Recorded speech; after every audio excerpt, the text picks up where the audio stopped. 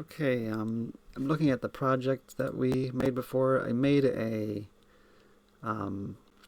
forked it, so instead of Canvas Game, it's now Canvas Game -1. I changed the title in HTML to Object-Oriented Programming because that's what I want to go over today. I also tried to make my text a lot bigger so you could see it better, hopefully, on a YouTube video. And I expanded the size of the canvas. You'll see it kind of makes the game kind of weird. What's happening is that my canvas size before was really small. By just changing these two numbers for the width and the height of the canvas, I made a bigger canvas, but I haven't changed any of the program yet. So we can still move with left and right arrows. The enemy still chases us. And if we go outside of the old canvas area, we will double back. That should happen if I go, well, no, it doesn't go down, so something's glitchy there. But you can go only so far right before you come back. Left doesn't seem to work. I wonder why that is. I wonder if it didn't save some of my stuff. But there you go. Pretty much the same project so far. We're going to change this project, though, to add copies of the balls and the cubes.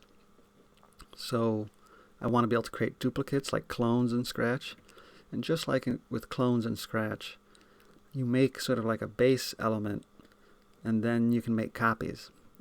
So that's kind of how it works with JavaScript. We're going to make not sprites, but objects.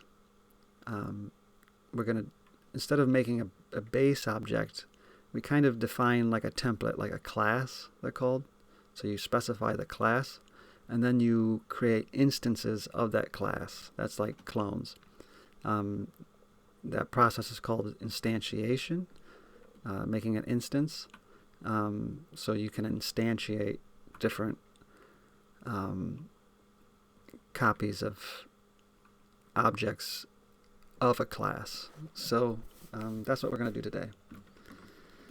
So I'm going to go to the script. All we had in HTML was the basic starter stuff. We added a canvas. I did change the size of the canvas for you. And then make sure we have the link to the script file. In style, we just did a border for the canvas.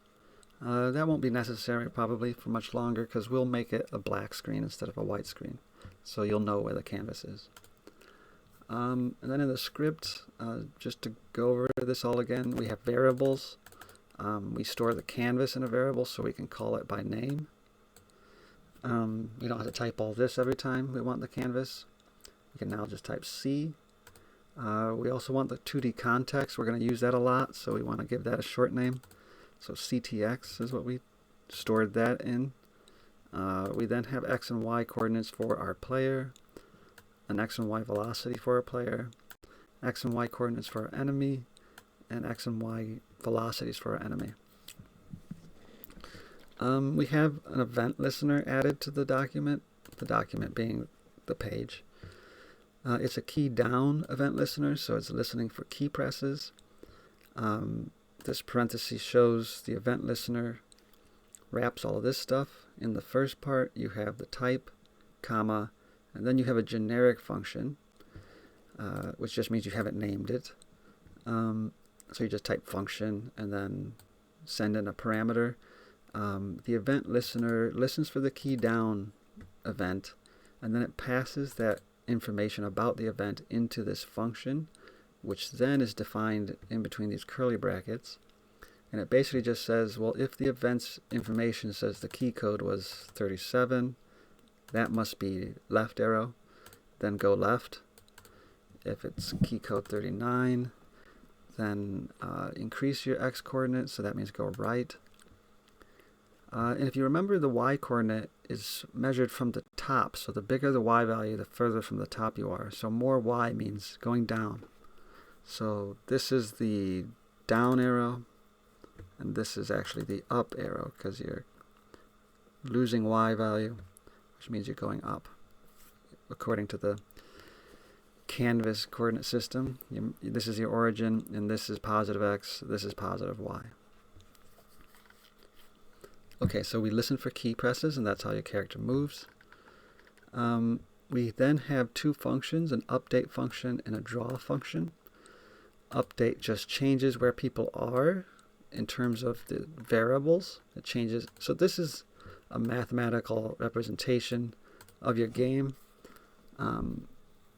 It's not the visual representation of it. So the real processing is done based on numbers, a set of numbers. And so when you move, all you do is you change these numbers based on what these numbers are. And when the enemy moves, it changes these numbers based on what these numbers are. So, and you affect these numbers directly, which indirectly affects the coordinates. That's the game. That's the model of the game. That's what, when you process things, when you check for collisions, when you want to move things, you have to change the mathematical representation, the numbers. You're not actually changing. Then the drawing is just calculated based on what the numbers are. But this is really where the processing of the game occurs. I mean, this is the state of the game, whatever these variables happen to be set to. So update just changes the numbers, okay? Make your enemy's speed basically set so that he approaches you. Find the distance from you, between you and the enemy, and then basically this is called normalizing the enemy's speed. So if he's going up, left, sort of up and left at the same time, he'll always be moving at the same speed. So that's what we did there. We sort of we basically just have him coming at you at a normalized speed, and that is the update function for the enemy. Well, this is for you. If you go, yeah, I guess we only have one of these things. So if you go too far to the right, you go left. I don't know where the rest of my stuff is, but that's okay. We're not going to change this project anyway. For the draw function, we're just clearing the old canvas size. So if I change that to, I forget what I had, 480 by 240, maybe? Okay, now it's clear. I can go down, I can go up, I can loop back. So now we're clearing the whole thing. Instead of clear rectangle, though, we can say, kind of like how we did before. So I'm going to comment that out so it doesn't run. And then we're going to say ctx.beginPath, ctx.fillRect, I believe. I think that's what it is. It might just be rect. I'm not sure. We'll try this. 0, 480 by 240. ctx.fillStyle black ctx.fill. Let's try that. Did it work? Dramatic pause from REPL, as always.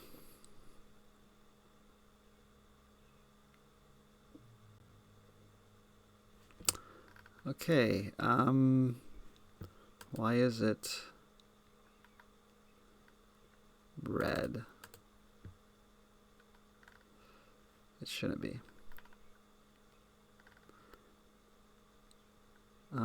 Is it running? Yeah, I guess it is running. I don't know why it didn't accept this. Is it just supposed to be rect?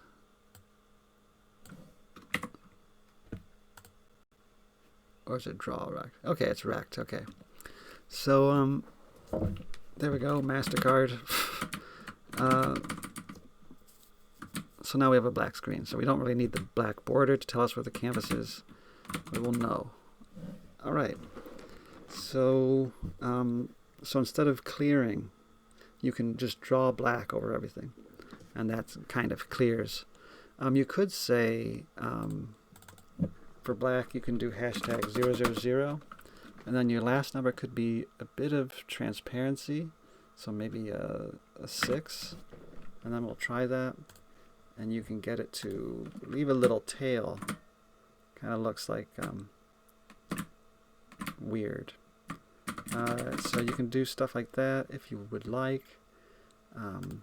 Maybe I'll leave it. Kind of gives it a motion tail. Okay. So then the rest of the draw function just draws a circle for your guy, and it draws a circle for the enemy. And then we have a main loop, which sets the interval. So every 30 milliseconds, update and draw. You know, recalculate where people are, draw where they are. Recalculate where they are, draw where they are. So that's your loop, and that's the game. What I'd like to do, the way we have it right now is we have all these variables defined globally. So x and y, vy, vx, enemy x, enemy y, all these are all sort of defined at the top of the page, and you have to do them by hand. So if I wanted 100 guys, I would need 400 things typed out up here. Not that great. So that's where object-oriented programming comes in. So we are going to, we might leave the player as is, but the enemies we want to, well, no, we're going to take the player out, actually. So you still have your old copy of this game where you can see the code for controlling a player. But we're going to make it so that what you do is you add things to the scene, and they're kind of random. I just wanted to give you guys a sense of object-oriented programming and how that works. So I'm going to get rid of this, and I'm going to say instead of going by key code, we're just going to go by key, and we're going to say if the key is the B key, and I'm going to put a comment here, add a box to the scene, and if the key code or key is a C, we'll put the comment, add a cube to the scene. And by box and cube, I mean square and circle. Okay. I'm going to take all this out. This is all going to go away.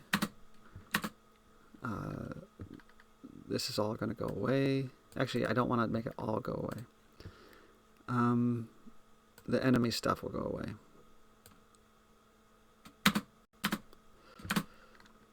But the clear the screen will stay, and the draw the player will stay. No, I'm going to take the player out. That's right. I'm going to leave it just for now, so I can copy it later, but we'll be taking that out too. We will keep the clear the screen, though, as black. Okay, so the main function just says update, draw, update, draw, update, draw.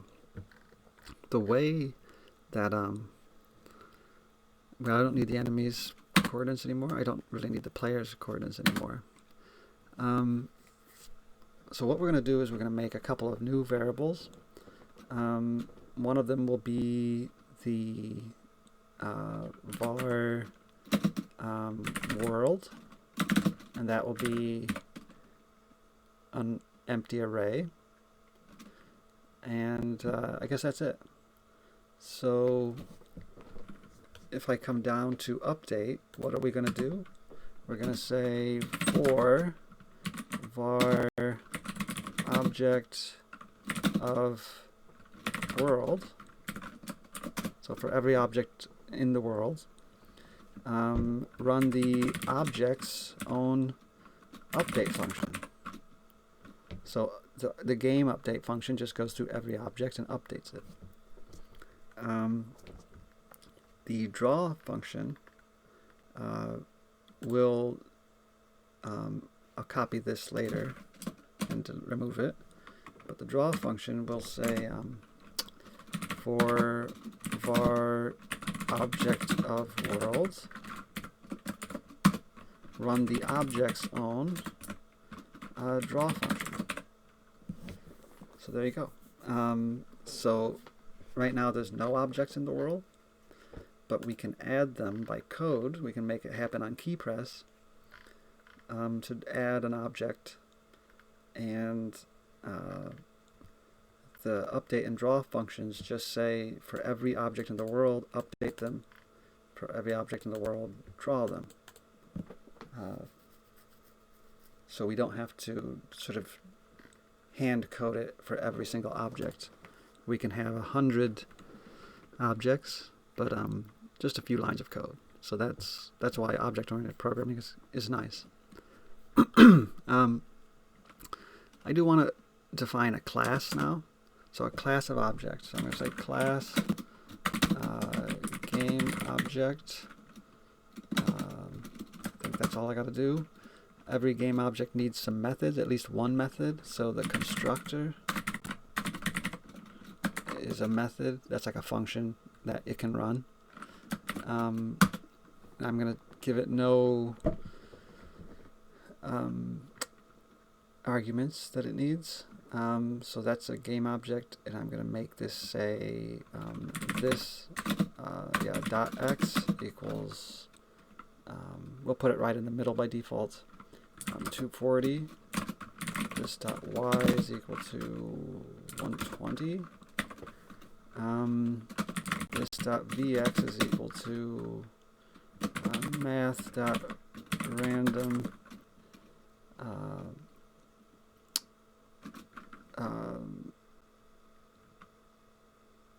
whatever, times 2. And this dot vy is equal to math dot random times 2. So that just means it could be anywhere from 0 to 2.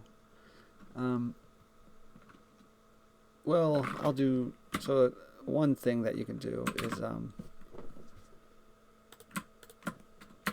so if I do this, it's now math.random times 4. So that means the speeds for the Vx could be anywhere from 0 to 4. But if I subtract 2 from that, then if it's 0, it would become -2. And if it was 4, it would become 2. So now this range has changed to be anywhere from -2 to 2. So I kind of like that better, because then it can go up, down, left, or right. Alright, so that's the constructor. Every one of these objects is going to need an update function. So outside of the constructor, we'll say update. And we'll say this dot x plus equals this dot vx. This dot y is plus equals this dot vy. And then I guess we will also put in the checks if you go too far. So this dot y is greater than or equal to, oh, I need an if, sorry.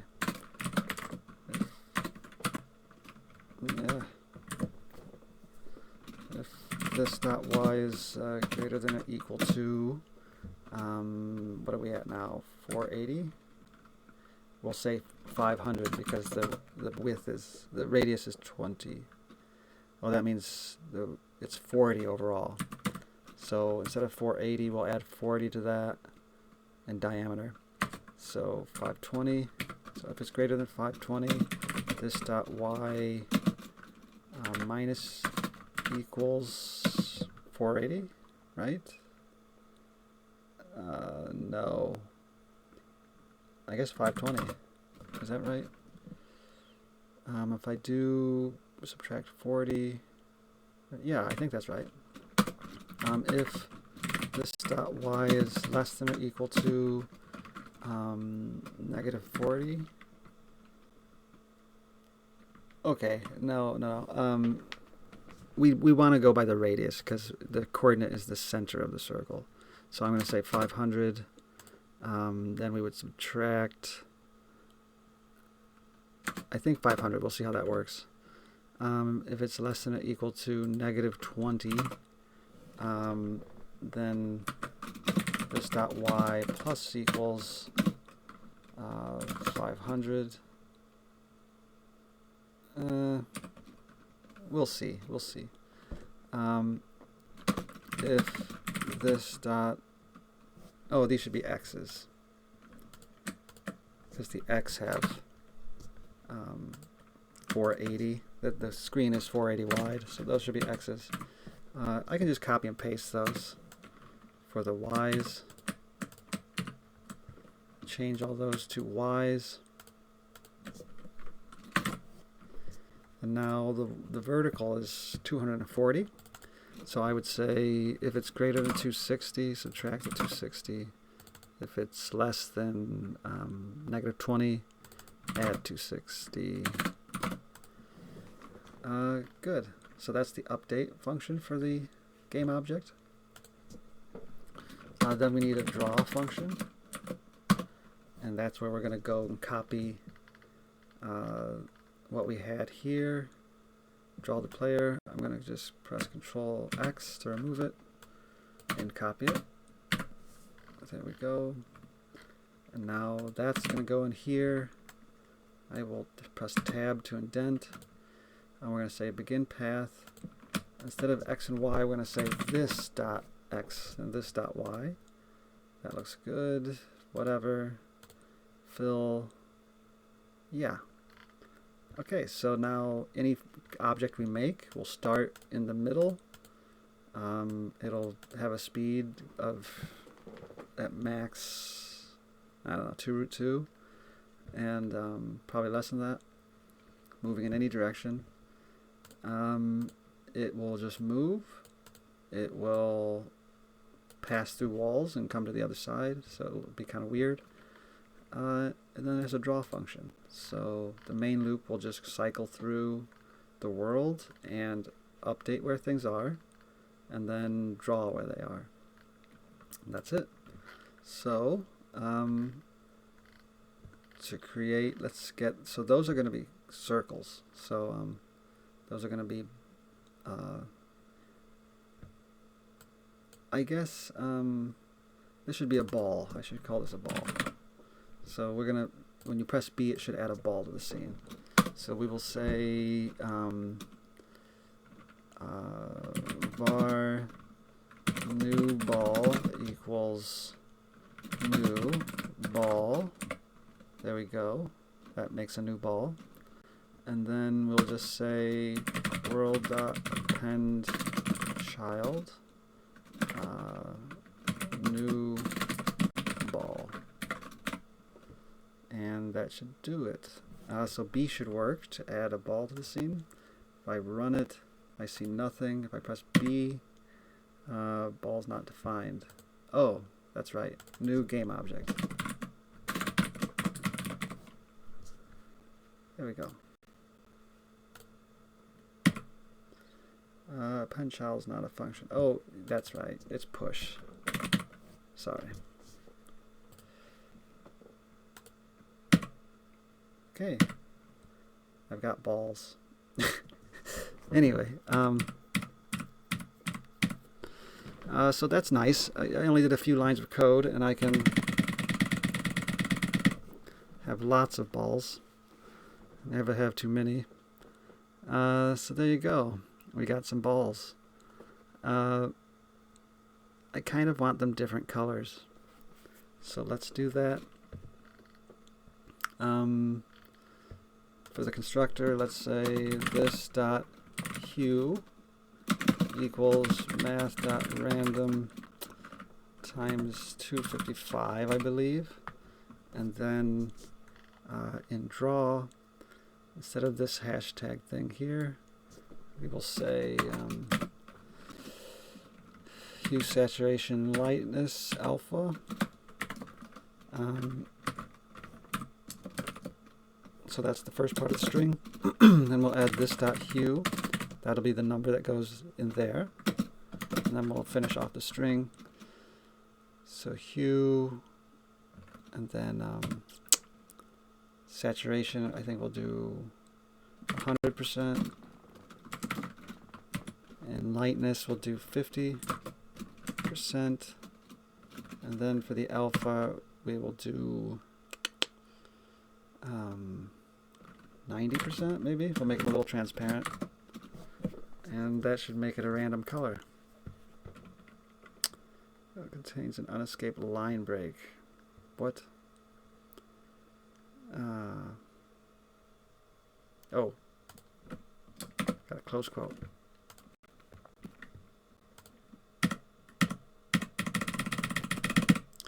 They're a little bit transparent. That's not too bad.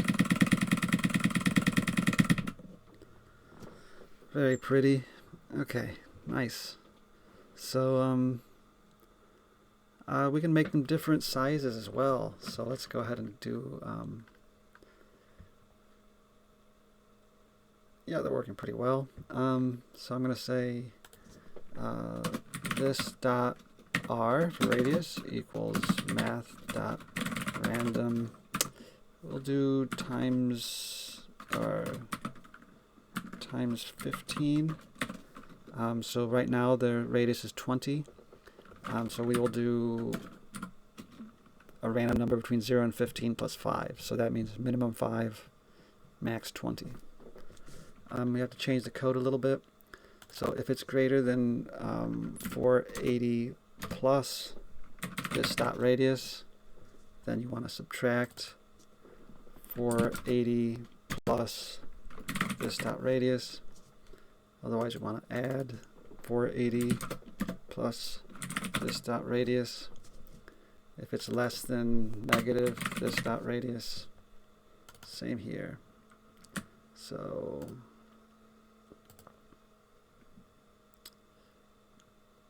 well,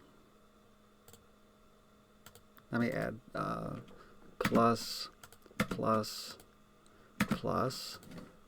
These should be 240, and then this, and why did it do that?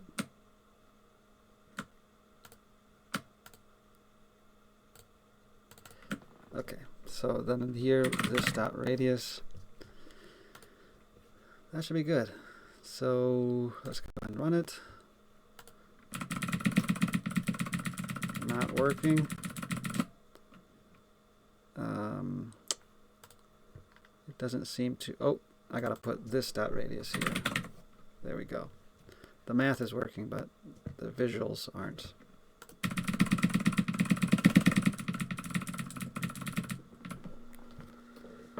There you go. Lots of pretty colors. Big balls, little balls. All good. Okay, so I then want to add some cubes. Then I guess we'll bounce left and right. So we'll do that real quick. Maybe I'll make those white. Yeah. I don't know. We'll play with the color later. Okay, so we have a game object defined. We have a template. It makes a cube. I'm sorry, it makes a ball. So now we're going to make another class, and we're going to say class cube extends game object, like curly brackets. And now all we really want to do, it will, because it extends, it has all of this already. I don't have to type all this again. I just have to change the things I want to change. I don't want to change any of this. The update function, screw it, let's just leave the update function. It's just the draw thing that I want to change. So I'm going to copy the draw. And I'm going to say that if it's a cube, instead of an arc, we're going to say rect. And we're going to say yeah, go to that location. The width and the height should be this.r, maybe, and I think that's all I gotta do. The hue, we'll just say 100, or we'll say 90, so they'll be pale, and they'll be more transparent. And let's try that. Okay, so if I hit B, I can get all my balls. I don't want to be without them. And if I press C, nothing happens. Oh, did I not?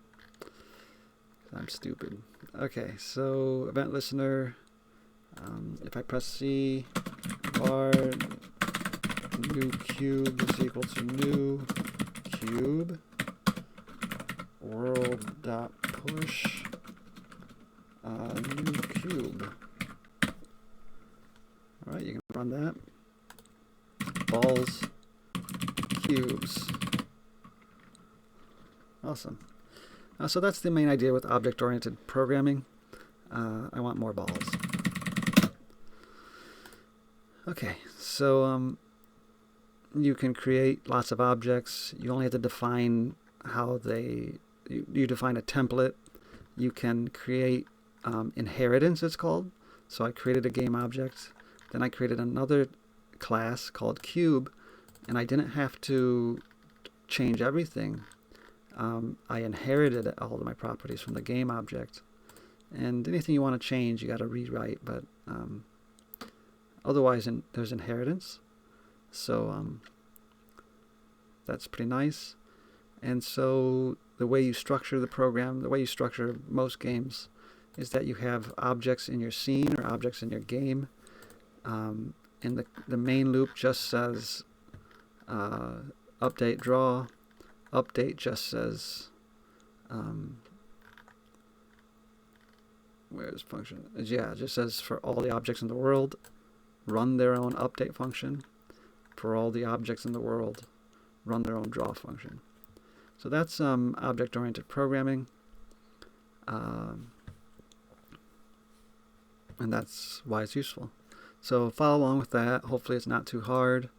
You can obviously pause and go back on the video, and then just submit your link for me that you can get here.